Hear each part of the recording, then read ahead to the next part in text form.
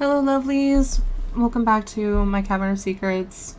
I was going to have my review of the original Friday the 13th film up today, but since the Texas Chainsaw Massacre sequel came out, I figured I would give it a watch and tell you what I thought of it instead. My review of Friday the 13th will be out next week instead, so stay on the lookout for that. I'll admit to all of you, I'm not a fan of the original Texas Chainsaw Massacre, and it's mostly because the characters, in my opinion, were really dumb. You have a group of people, and some of your friends are missing, and there's only one house around, and they've been gone for hours. What would you assume in that instance? I would think something bad happened, and I wouldn't go near that house. I really wouldn't. Yet everybody keeps going into that house. It's just stupid to me. And the sequel, the characters weren't much better. In my opinion, they were dumber. So I'm going to just start with the pros, and I'll get into the cons. Fair warning, there will be spoilers. So if you haven't seen it yet, check it out on Netflix. It isn't a long film, and I've honestly seen worse horror movies than this. So the acting was great. I thought they did a surprisingly great job portraying their characters. The kills were interesting and kept true with the original gore. And even the story was decent. Basically, a group of friends go to a ghost town after purchasing it to turn it into something new. Upon entering an old orphanage, they soon find that the town isn't completely empty as they had believed. A woman greets them, stating that it is her home. She paid her dues and has the deed. Dante, a chef, believes the woman doesn't belong there and lets the police handle the situation. Only upon trying to remove her from the home, she has a heart attack, causing the police to put her in the van along with her son, which we can all conclude is Leatherface. Dante's fiancée gets into the van with the police to help in any way she can, which I found stupid and a big plot hole. Because what services could she honestly provide? What could she do? And she doesn't know the woman, so why go with them? So when the woman dies, all hell breaks loose. The van crashes, everybody's dead. Well, the cop isn't yet in the front seat, but we're not going there.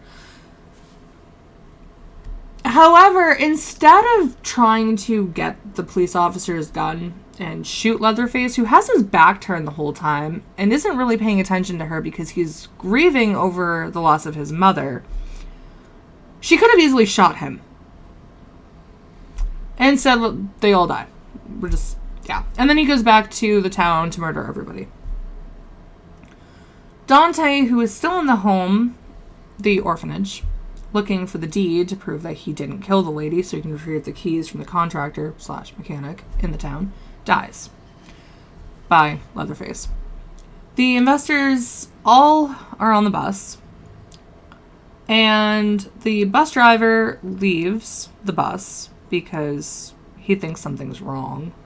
Yeah, he dies. He dies. And Leatherface gets on the bus. And instead of people trying to escape or overpower Leatherface, no, they all take their phones out and videotape him. Yeah. I understand in a world of cell phones and everybody's videoing everything, it was just stupid to me. Well, he starts killing everybody, and instead of trying to open the windows or do anything, no, people are banging on the windows and screaming for help. Who is going to hear you and help you in a ghost town? I'm just saying. When everybody that is alive is on the bus.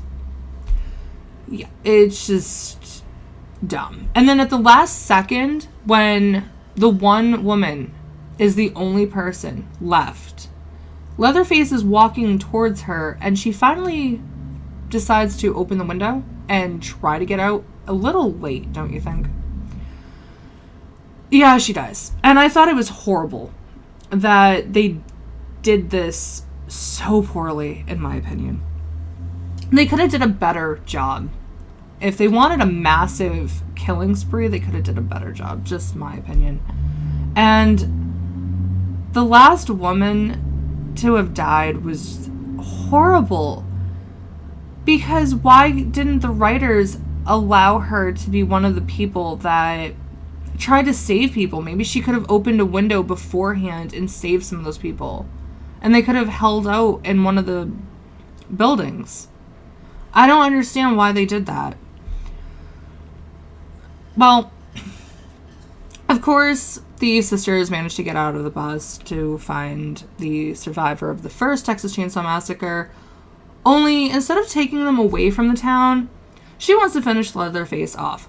Fine, I get it. You know, the revenge trope is starting up again, big time. However, instead of shooting him, she allows him to walk right past her because she wants to know if he remembers her. Yeah, Leatherface is a killer and doesn't have any feelings for people he kills. Yet, somehow she expected something from him. Outside, she shoots him, but misses with a shotgun. Yeah. Then he kills her horribly, I might add, only we find out she isn't dead yet. I won't spoil any more of this, but the sisters seem to have escaped. Only Leatherface manages to grab Melody out of the passenger seat and beheads her while Lila screams from the car as she watches. Yeah, it's not a great film in the franchise by any means. I mean, if you liked the film, that's great. I know some people loved it. Other people, like me, just were incredibly disappointed. I'd give this a 3 out of 5 and a 5 out of 10. I was also surprised that the other members of the original family, I want to call them, aren't in this. The chief isn't there, and a bunch of other people. It's just the old lady and Leatherface. That's it. And Leatherface, of course, is aged. Understandably, it's been a while. I haven't seen the other Texas Chainsaw Massacre films apart from the first, the remake, and the beginning. I will say my favorite in the franchise is the beginning. I absolutely loved it. I liked how it explained the origins of Leatherface along with how everyone is connected within the town. It kind of had that really creepy air about it that you can't escape because everyone's in on it. Because everyone knows each other. The characters were great in that.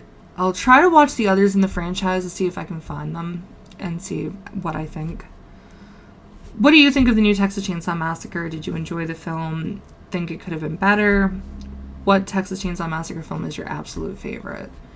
Thank you so much for watching. I hope you enjoyed the video. Like and subscribe to join the other things to show your support. I really appreciate you all. Take care until next time, where I discuss the inspiration for these movies and more. Thanks again. Have a great week and take care.